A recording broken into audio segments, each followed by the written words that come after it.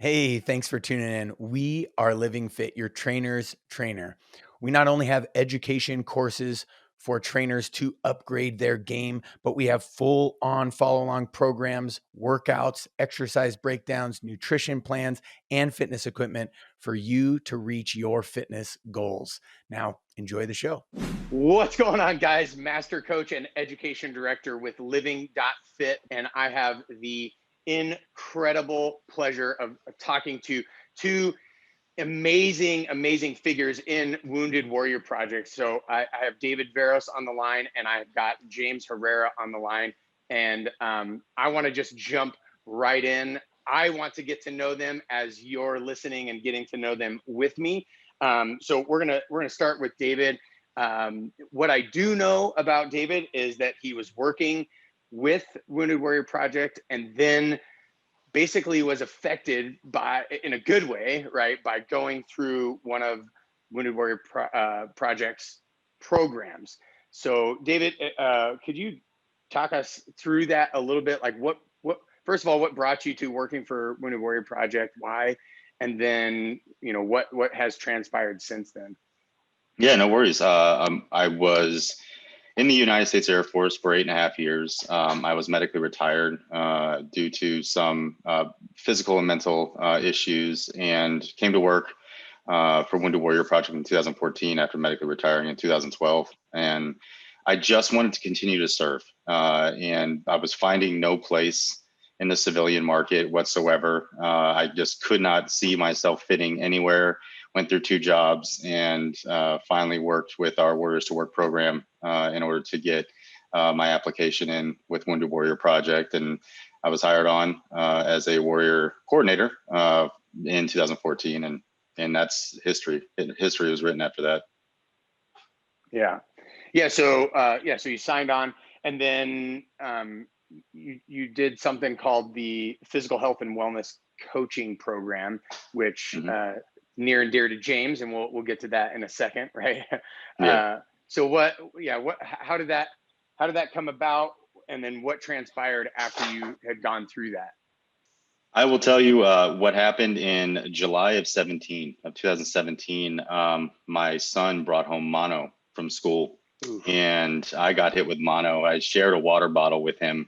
Once he was sick, we kind of just didn't know what was going on, and we took him to the doctor, and then he got diagnosed with mono. And then a couple months later, here it hit me. And that very first night that it hit, I literally thought I was dying, and I was overweight. I think I weighed between 275 and 280 pounds. It could have been more. I didn't want to overinflate my confidence in everything, but I just hit that blocking point. I mean, that night I stopped taking all medications because I had no idea what was going on. I was basically saying my last rites, like, I'm coming. And but then I woke up the next morning and decided that change really needed to happen. I mean, I looked down at myself. I absolutely hated myself. The confidence was not there. I was on so many prescriptions just to manage both physical and mental, and decided to reach out at that point and said to a very good friend of mine, and still a brother from another, is David Veros. And he sat me down. He says, "I've got you, mate." And he's just one wonderful individual that helped me move forward. Did the coaching program, the physical health and wellness coaching program. It was just absolutely confidence building. And because what you hear constantly is what you cannot do anymore. Can't do that. Can't do this. Can't do that. Yeah. You're limited in this. And the coaching program actually takes you to a point to where you can do it. They work around your injuries. Is it in some cases to push you with injury? Absolutely. Because my look at it is I'm going to be dealing with this pain the rest of my life. I mean, why sit stagnant and just sulk? Why not move? And that's essentially what happens. So this hasn't been like a 1-year ordeal, because I still deal constantly with pain. I still deal constantly with migraines, so it's just it's been a yearly struggle, if you will, but I've been able to maintain just what I've done through the coaching program. And it's everything that we've already known. that we need to do. It's just like that reset, like, you know, hey, you got to eat better, you got to sleep, you got to do X, Y, and Z in order to be, you know, successful in your physical endeavors. But you know, mentally it can weigh on you, because like when you don't see that scale moving too much and you're just like, oh my gosh, what am I doing wrong? But in all essence, you're moving, and your body is just kind of going plateauing and then falling again, and then plateauing and then falling again, you know. So it's been eye-opening, just truly confidence building. Yeah, and so with that program, the little bit that I understand about it, from the little bit I've read, it's a 3-month program, but I'm guessing that you're still utilizing all of the skills and tools and things that you've learned and education that you've learned from that program. Is that, am I right? Am I off?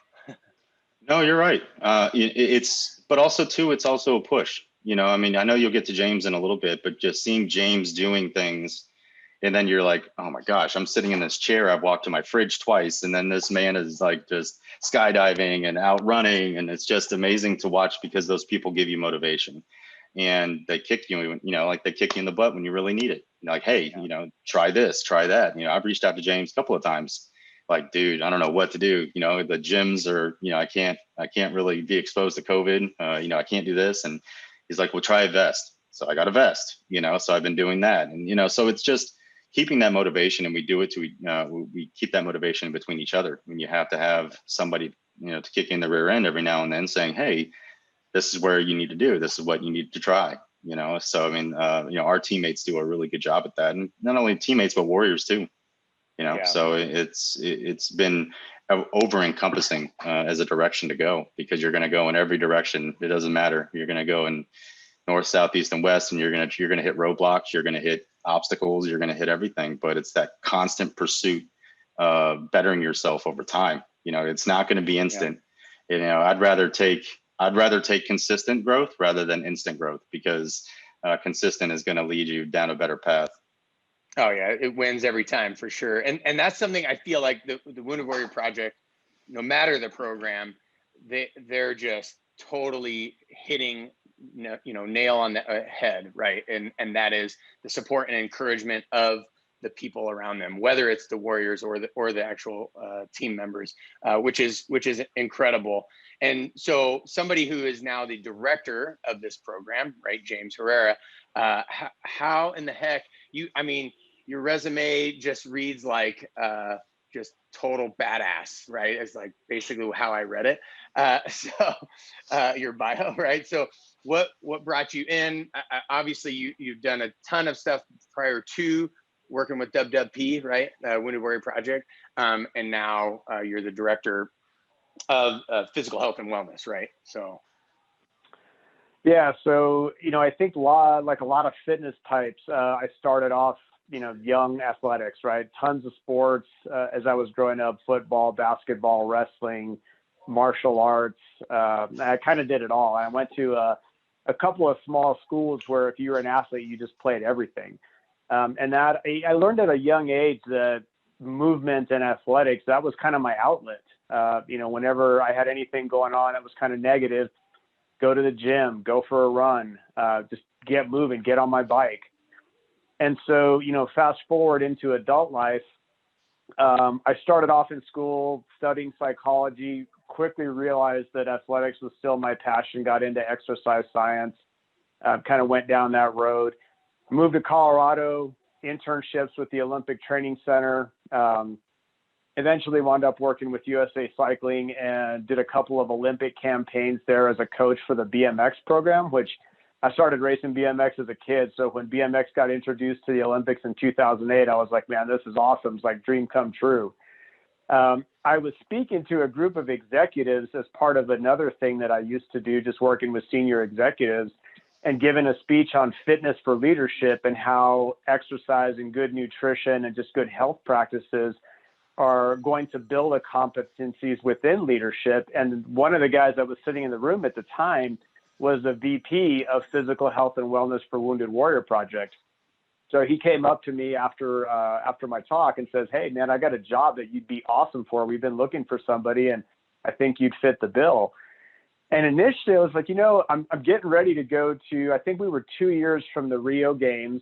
I had been coaching my athletes, and I was like, I've got a good gig right now. I'm getting ready to go to a third Olympics. I enjoy what I do. And he said, think about it. And he was still going to be there for another couple of days. I went home and I looked at the website and just kind of started reflecting. I come from a family of veterans. My grandfather served in World War II. Dad and 2 uncles served in Vietnam. I served in the Army for a handful of years before I went to college. And I have such a huge passion for military service and the veterans in our community and what they've done for us all. And 9/11, like most people, hit me pretty hard. I had a lot of friends out there, and I just, something clicked that night, and I said, I got to give this a shot. And so I went in the next day and I talked to this guy, our old VP, and said, I think I would like to apply. I went through the process, and, again, fast forward, I come to work for Wounded Warrior Project January of 2015. I oversee, like you said, the physical health and wellness program, along with our Soldier Ride and adaptive sports teams, which is all of our, what we call our body programs, our body focus programs, right? We're trying to get people moving and to recognize that movement truly is medicine, right? And that, get that connection between their physical health and their mental well-being. Yeah, 100%. And we talked about that for a little bit right before we hopped into the interview, right? The mind and body are inextricably connected, right? There's no way around that. Unfortunately, I think the way we view it is we view it so separately. What are some of the ways that you measure? Obviously it's an organization. You want to make sure you're doing the right thing. You want to make sure you're doing the right thing. You want to make sure that you're having success. What are some of those metrics or ways that you record, yes, this is working, or no, we need to stop this program because it's not working, especially coming from the body side of Wounded Warrior Project?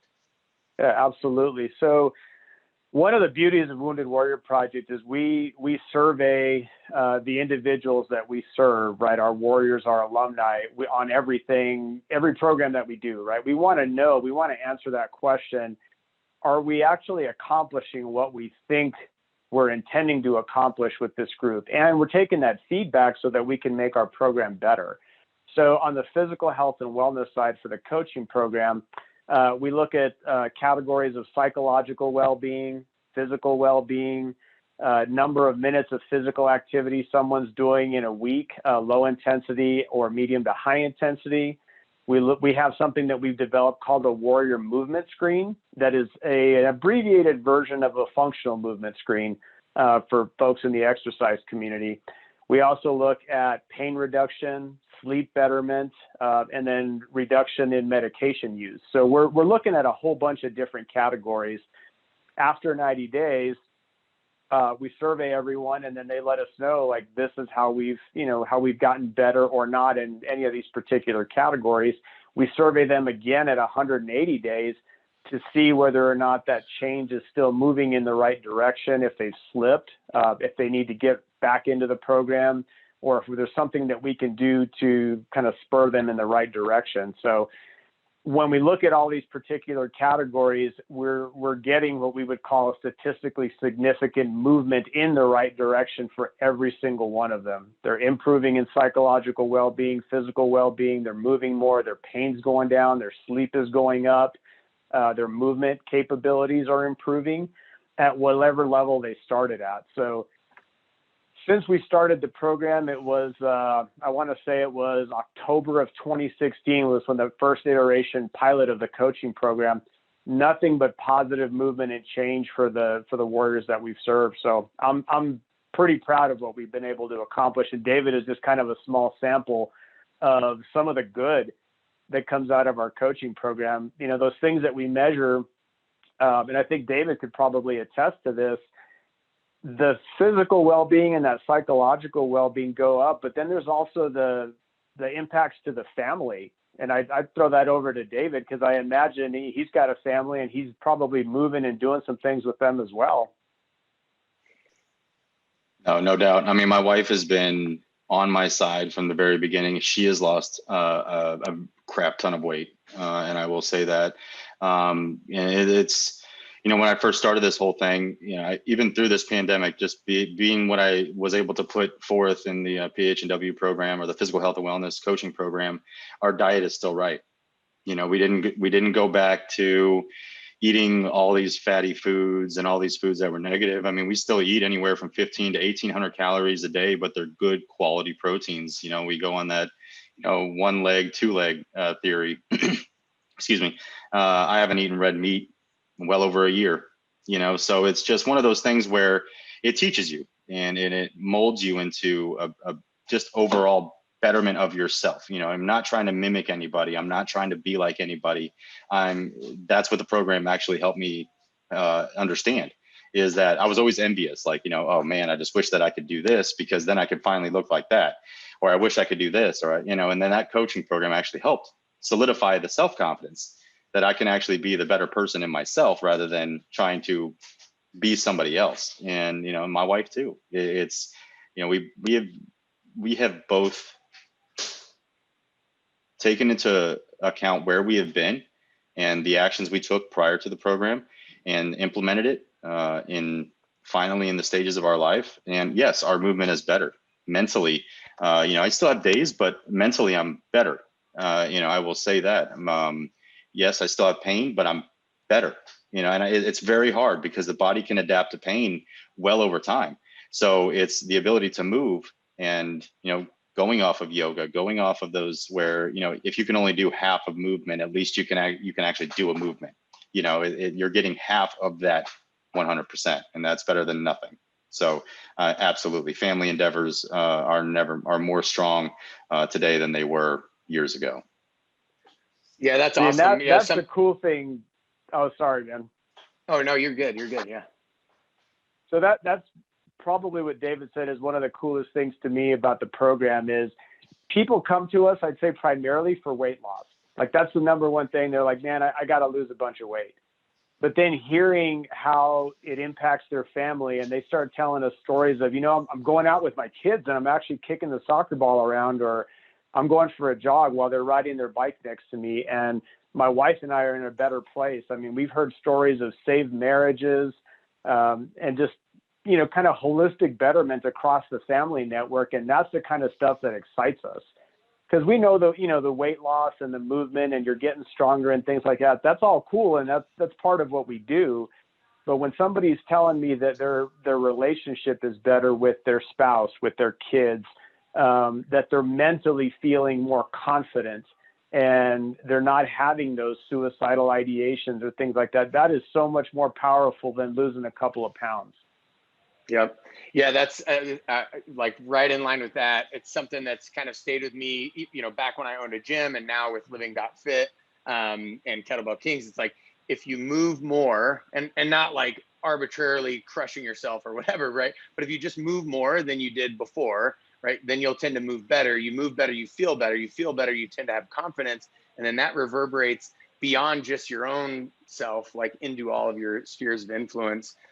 Where transformation now becomes contagious, and it's far more than just the physical or the aesthetic that you were talking about. Oh, I want to lose a couple of pounds, because I'm slogging around and it doesn't feel good. I don't feel like I look good.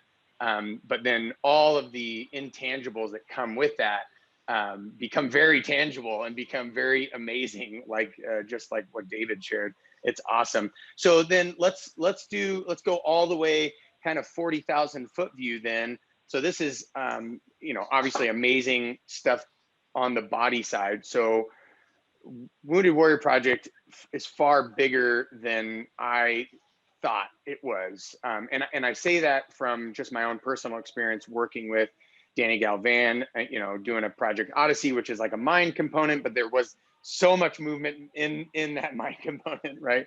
And so much body stuff. But yeah, so I found, man, this is just the smallest little piece, like how great is this organization and what are all of the different ways, and then hearing from the different warriors in there, oh, and I'm doing this, next month, or I'm doing this a couple of months from now, or I did this like 6 months ago.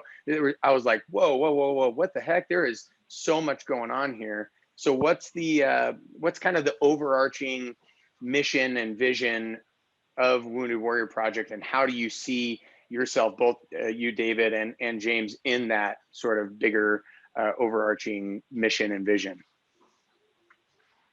So I'll start by saying our mission is to honor and empower, wounded warriors, and to create the most well-adjusted generation of veterans that the nation has ever seen.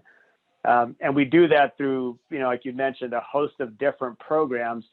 And every warrior comes to us for a different reason, right? There's something that that they're missing. It could be that they just want to get together with other veterans and connect. It could be that there's some financial difficulty going on. It could be that they need a job. They're trying to lose weight. They want to go on a soldier ride and experience a large event with a bunch of other warriors on bikes. Or they just need to talk to someone. And so I'm going to kick it over to David, because he kind of works at the hub of information, where when a veteran doesn't know what to do or where to go and they call us, David's team is the one that points them in that direction and where to go. So he's really got probably the most robust answer for you on this one. Yeah. No worries. I mean, the way I look at One Warrior is like a puzzle, because again, kind of back to your point, is they call and they have no idea where to go. Well, then we start out by saying, okay, well, what led you to call us? What led you to actually pick up that phone, dial the number, and actually talk to us? And so if you imagine a 200-piece puzzle, that's where we start. We start with, okay, well, to be honest with you, ever since I left, I haven't had anything fulfilling. I can't find a job. Okay, so where have you tried? What industry are you looking in? These are just some of the questions that we ask. So with each piece that's placed, we can actually start to point you into the direction of what program may be better. And this is also not only internally, but externally. So where I work in the resource center, if we don't have a program for what you're looking for, our team can get you in touch with an organization that does. So it's more so molding the puzzle and putting the puzzle together that's going to find a better path. And if you can do that, which we're really good at, we're able to point you in. And just by making that one phone call, it can change your life. And those individuals that veterans that are, of Iraq, Afghanistan, or any other era, I mean, just making a phone call and getting the information to make your life better by taking that one step, just one step at a time, one stone in front of you to build up. I mean, that's essentially the way that we look at it, the way we build that, because we don't want to overwhelm you with just, here's all the information about what we do, have a nice life. So we want to take a step-by-step approach and build that individual up. It's a lot like going to basic training. When you get to basic training, they break you down completely, but then they build you back up over time. And that's essentially what we're doing. We're getting you at potentially your lowest point in your life, and then we're trying to build you back up to the person that you see yourself as being successful. Not when anybody else sees you as being successful. What do you want out of this life? And then that's where we come in. We try to step in and try to help. Yeah. So just to clarify, Wounded Warrior Project is not breaking warriors down. No. Right. But because often, and that's the issue, right? Is like I know a ton of veteran buddies that, they have that machismo, and the ego, but then also they're super broke, and not broke from a financial standpoint, maybe, but socially, emotionally, just, almost bankrupt. They've hit their bottom, whether it's substance abuse or whatever. And that's the hard part, right? Is getting them to take that step. What are some of the ways that Wounded Warrior Project reaches out or kind of breaks down some of the intimidation? And I think I heard you say it a little bit, like you're walking this out with them on the phone, like just, hey, make that phone call. That is a scary step, but by making that phone call, you'll realize that you're not alone anymore, that there's someone to help you. What are some of the ways, I don't know, do you have creative ways in which you're helping to remove some of the intimidation and help people take that first step? Well, I'll throw one thing out. I think our alumni team, right? They focus on connection and engagement and just getting warriors together. I think that's probably one of the first entry points for a lot of warriors, because it seems like it's a very safe space. They do a huge range of programming, from going out to dinner, taking the kids to the amusement park, top golf, axe throwing, going to sports games. And so it's more of a social outing, right? And having fun either with a bunch of other warriors, brothers and sisters, the family, things like that. And there's no real focus other than bringing the group together to connect, right? There's no, hey, we're going to talk about your feelings and get deep down and dirty, or we're going to make you do a bunch of exercise, or, any of that kind of stuff. It's just like, we want to get you together and socialize with other veterans, with other like-minded individuals. Like I said, your brothers and sisters, they've been there, they've seen it, they know what you know. And so that's the safest place to start. Once we build that trust and warriors start coming out to those events, our teammates then are able to start having those conversations because of that rapport. And then the veteran will eventually say, you know what, I'm not doing too well, right? I'm struggling with some of these things. I do need help finding a job. I'm not really making ends meet financially. My benefits process with the VA didn't go so well. What do I do? And that's where they're able to connect veterans to some of the resources that we have. But that to me, that's one of our safest programming areas to start, because it's just about bringing people together. I think David will have a different answer from his vantage point, because he winds up dealing with this over the phone when people just call in, but I'm sure he's got a whole bunch of tricks up his sleeve as well. The biggest thing I will say is, a lot of people will say, like, I have no idea why I'm reaching out. I just know that I'm broken, or like basically the kind of the way that you said it. And that's when we'll start to probe, but like, well, how do you think you're broken? How do you believe, what led you to this? Why do you feel this? I mean, because again, putting aside your ego can be detrimental to the self-righteous, if you will. If you want to put your ego aside and try to find a path forward, that's going to be the only way to do it. You can sit there and hit that wall constantly, but you're only going to give yourself a concussion every time. You can hit that wall, but you're never truly going to be able to go over the obstacle. With one person being able to tell you, hey, there is help for you, there is assistance. A lot of times warriors don't want to hear that. They're like, oh, I don't need help. I just want this information. What do I do? Well, it's like, no, man, we all need each other. That is the veteran population. We have no problems, putting our hand underneath somebody else's boot to lift them up. And so that's where we come in. We are that hand, and to lift that warrior up. And even internally, we have warriors that work with Wounded Warrior Project. We're there for each other. We have offline conversations constantly about maybe what they're dealing with and stresses. And that is what makes this culture of this organization so fulfilling. And you're able to be there for one another, and not only the warriors, but then, people that want to also help and get more information to get the word out. Because, yes, we are a huge organization. We do a lot of great, but it's very hard to dictate which program is going to help each, one way or the other, when all of them together help holistically. Yeah, 100%. What I liked hearing, or I guess not hearing, when both you, David, shared and James, you shared, you didn't say, oh, well, you have to do barbell strict deadlift, 3 sets, 10, you're like, do this activity, do that activity, and like you said, David, like putting all these puzzle pieces together, because it's not necessarily, only one way to improve holistically. There's going to be a lot of different things, and one person might not be able to do deadlifts or strict pull-ups or whatever, and so there's always going to be a way in which Wounded Warrior Project is going to shift and either, like you said, send them to a resource that may be outside, or find the resource that's inside and bring that person to it. And the only way to get there is to pick up that phone and call, or go to one of those events and hang out and kick the tires on the thing.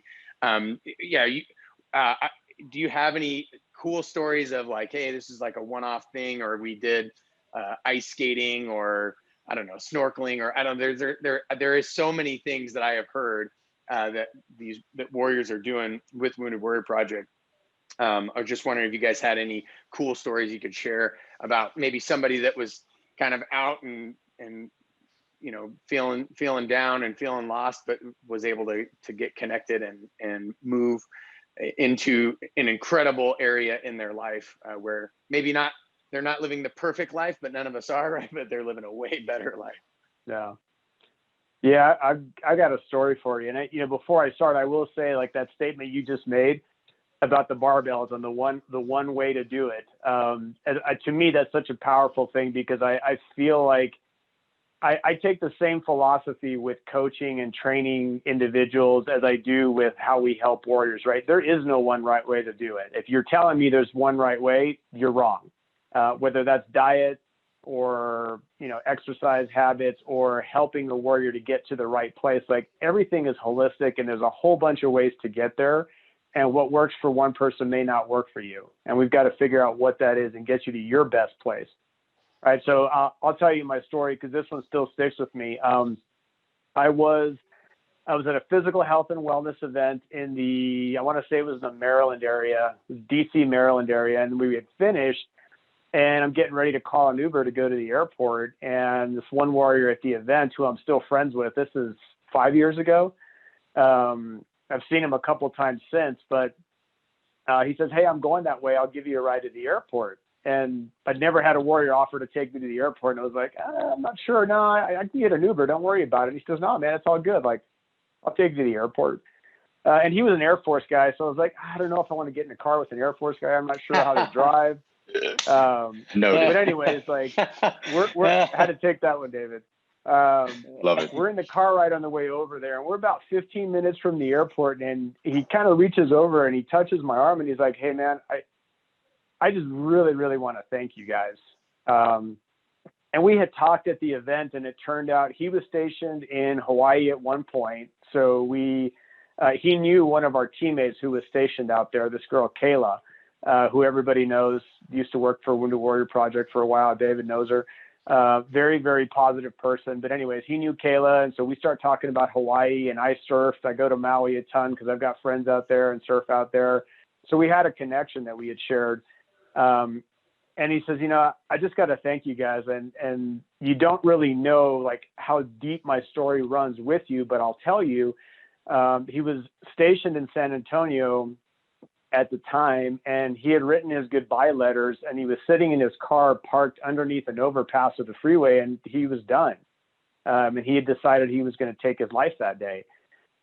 And so, just at random, one of our teammates in San Antonio on the alumni team calls him up and says, "Hey, I've got extra tickets for an event. We had some cancellations. Can you come on out? Like, I need to fill the event." And he says, "No, it's not a good day for me. I'm not feeling like it. Maybe next time." And he hangs up. Well, the teammate hears him, and he says he noticed something in his voice just wasn't quite right. So he calls him back, and he gives him a bunch of grief, and this teammate happens to be an Army veteran. Actually, no, he's a Marine Corps. I'm sorry. He kicked me in the butt if you heard me say that. Marine Corps vet, and calls him back and says, "Man, my boss is going to kill me. I've got these tickets. I'm going to get in trouble if you don't come help me out. Like, do me a solid. Please come to this event." So he talks him into it, and this guy's like, "All right, I'll go ahead and go." So puts the gun under his seat and says, "I'm going to do it tomorrow." Goes to the event, goes home, wakes up the next day. And because of the connection that he had at the event, and then he went home and he had second thoughts. He saw his kids again. And he takes a deep breath and says, maybe I'll give it another couple of days. Winds up going on another event.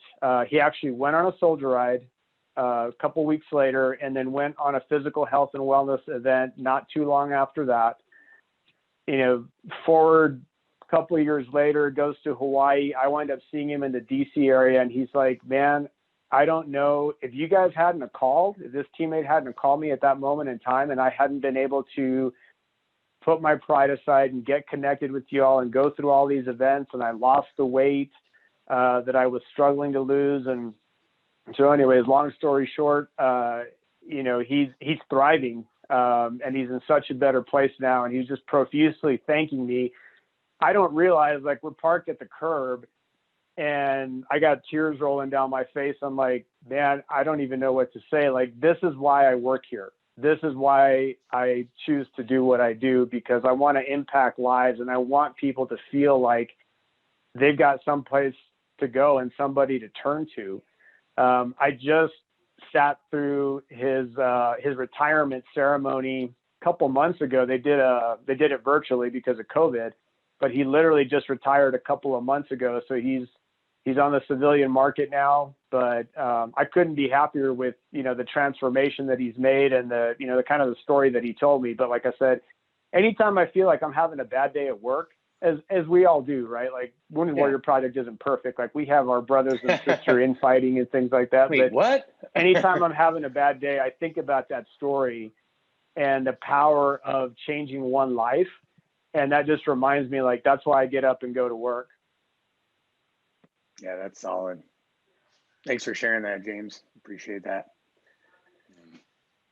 David, I actually have your story is pretty rad, but you got a good story for us? I do, actually. I mean, and again, this is definitely not about me. I mean, this is one to try to bring warriors to us and try to help them in any capacity we can. But I have one that I actually served with, and we were on raids together. We were on patrols together. We deployed 3 times together. Just, I mean, an amazing human. And we had gone separate ways when he had gone to another station, duty station, and I retired. And lo and behold, 2 years later, he retired. Well, I was working at Wounded Warrior Project at the time, and I get a call randomly through the resource center. And he asked if this was the same as the Air Force Wounded Warrior program. And I said, no, this is the Wounded Warrior Project. That is the civilian side. He goes, well, I need to register. I'm not going to name drop him, but he gave me his name and I gave him his first name. And he was like, yeah, how'd you know that? I said, this is David. And then we had this amazing connection. We had this absolutely wonderful conversation about where he was. And he was just kind of stuck. He was living in Vegas at the time and had no idea where to go, what to do. And so slowly, I was kind of giving him, like, hey, try out one event, go to a couple of events with alumni. And, to this day, he took that one event. Now he's been on over 50 events, so, and then he was like, man, I just kind of want to give back. What can I do? And then he started with the peer facilitated support group that we have. And now he goes on Project Odysseys as that peer facilitator and helping out in that capacity. And he was like, oh, I just need help with my benefits. They're not getting me for my TBI. And I was like, I'll tell you what, we have benefits. I'll get you in touch with them. And now he's 100% permanent in total. So it's just that it's not going to be instant. And that is what I have to tell warriors all the time. It's not going to be instant. You didn't go in the military and it'd be an instant thing where you're instantly an airman or a soldier or a Marine or a sailor, whatever. It's not going to be instant. It's going to be a commitment. And are you up for the commitment? And if you are, it can change you, but if you're not ready for the commitment, then nothing's going to change in your life. And so that's where we've taken that step-by-step approach. And it's worked for me. I can't say that that's everybody, but when I deal with the warriors that I served with are interconnected into a lot of different organizations as well. And I'm still friends with them and I still help them as much as I can. My phone line is always open, because what James said, I mean, I've lost more friends to suicide than I have in combat. And that's the hardest thing to deal with. Yeah, no, 100%. Yeah, being a crusty old cran eater now. It's the same story. And I was like tearing up when James was telling that story because I just think about my buddies that didn't make it. So it's what you guys do is incredible. It's been an honor and a pleasure to be on this interview with you guys.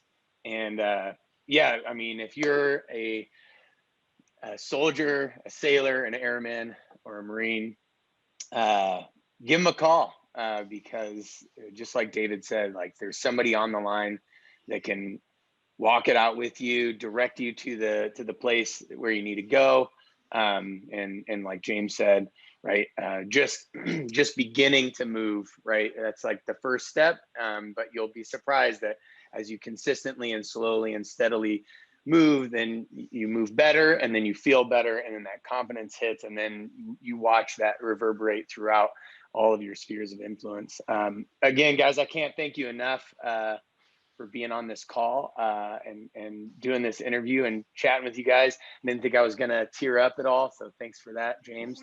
Well, I will leave you this with one thing. I'll leave you with one thing, is that this program has absolutely changed my life. And that was the one step that I needed to change my life at that point in time. And so I appreciate the program, and it's given me my life back. Thanks, David. I appreciate that. And thank you, James. Thank you guys so much for being on this interview. We appreciate you. Absolutely. Thanks for having us, man. Appreciate you. Hey, for more interviews like that, don't forget to subscribe to our YouTube channel. Also, if you're looking for not only those interviews, but follow along programs, exercise breakdowns, workouts, nutrition plans, and fitness equipment for your fitness results, make sure you hop on to Living.Fit, become a member today, and I'll see you on the next one.